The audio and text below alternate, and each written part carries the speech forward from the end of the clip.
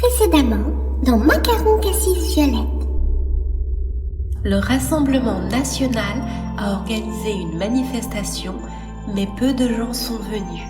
Sapristi, c'est rapide. Heureusement qu'on peut compter sur l'IA, pour attraper le coup. Pendant ce temps, Charles-Édouard Hubert Madave de Médeux craignait de devoir se séparer d'une partie de son personnel en raison de la nouvelle politique américaine. Et alors? Je vais devoir me séparer de ma servante noire. C'est embêtant ça. Un peu que c'est embêtant. J'ai gardé son passeport. Elle n'est pas en règle et ça me permet d'avoir beaucoup plus de facilité qu'avec un ressortissant français.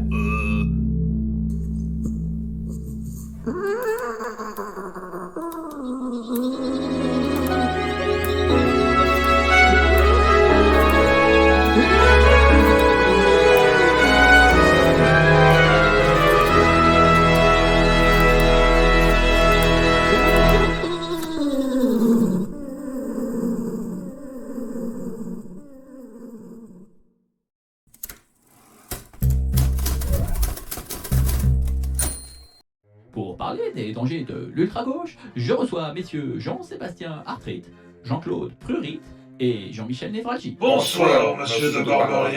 Lors de son dernier meeting, Marine Le Pen a un peu plus détaillé son programme économique. En effet, c'est un programme visant résolument à aider les vrais travailleurs français. Un programme de gauche, en somme. Un programme national. Voilà, un programme à la fois national et socialiste.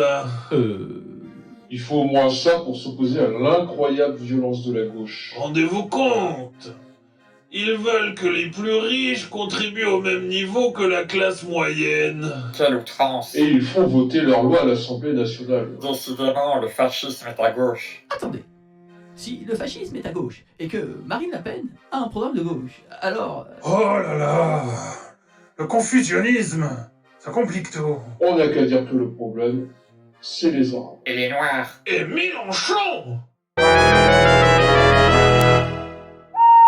L'esclavage moderne touchera environ 40 millions de personnes dans le monde. On s'imagine souvent que c'est un fléau de pays lointains. Pourtant, selon le Comité contre l'esclavage moderne, les services de sécurité ont recensé en 2021 1810 victimes d'esclavage sur le sol français. Derrière ces chiffres, il y a des vérités vécues. Pour en parler, je reçois aujourd'hui Noémie Seguin, qui a accepté de témoigner à l'air libre sur Média Blast.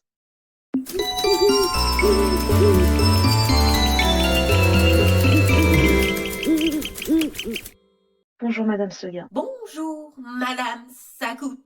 Racontez-nous votre parcours. Je suis née en Guyane, où j'ai obtenu une licence de sociologie. J'ai alors été acceptée en master à la Sorbonne, et c'est la raison pour laquelle je suis venue en métropole. Cependant, même si vous disposiez d'une bourse, elle n'était pas suffisante, et il vous fallait travailler. En effet, je bénéficie d'une bourse de niveau 3, ce qui représente 3 828 € par an. Donc, en moyenne, 319 par mois et le logement du Crous, c'était plus possible. J'ai eu besoin de travailler pour financer mes études. Comment avez-vous rencontré votre employeur? Employeur, je n'aime pas ce mot. C'était clairement pas un emploi. J'ai été piégée par une annonce de recherche de jeunes filles au pair. Et ça ne s'est pas passé comme prévu? Dès mon arrivée à l'hôtel particulier, j'ai compris qu'il y avait un truc bizarre. Le majordome m'a demandé mes papiers d'identité pour l'administratif. Je ne les ai jamais revus. La famille n'avait même pas d'enfants à garder, et il n'est jamais été question de mes indemnités. Pourtant, la famille de mes deux était suffisamment à l'aise pour pouvoir payer ses employés. L'argent coulait à flot, mais uniquement pour leur petit confort.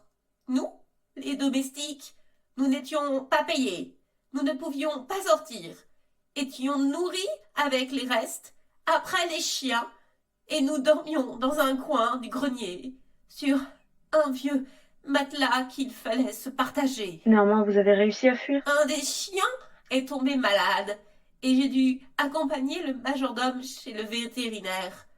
Lorsqu'il s'est absenté pour aller aux toilettes, j'en ai profité pour expliquer la situation à la secrétaire, qui a immédiatement appelé la police. En effet, le majordome est, au moment où nous tournons, en garde à vue. Et la police mène une inspection au domaine de mes deux.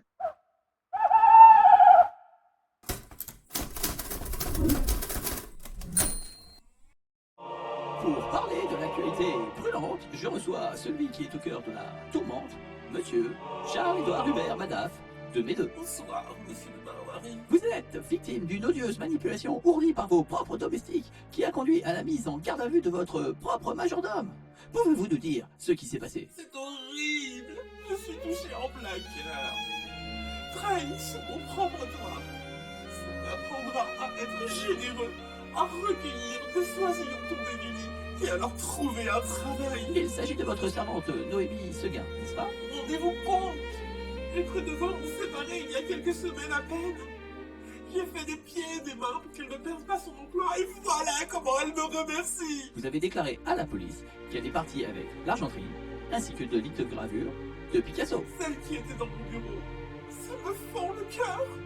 Cela laisse désormais un emplacement désespérément vide. Selon vous, elle veut les revendre pour pouvoir payer de faux papiers car elle risquerait une OQTF. Mais oui, voyez-vous, c'est une immigrée clandestine qui vient de Guyane. La Guyane est un département français. Oui, mais elle est quand même noire. Elle n'a rien à faire ici. Ah, dans le doute, changeons de sujet. Vos affaires en Algérie sont au point mort en raison de la situation diplomatique actuelle. En effet, on ne peut définitivement pas faire confiance aux Arabes.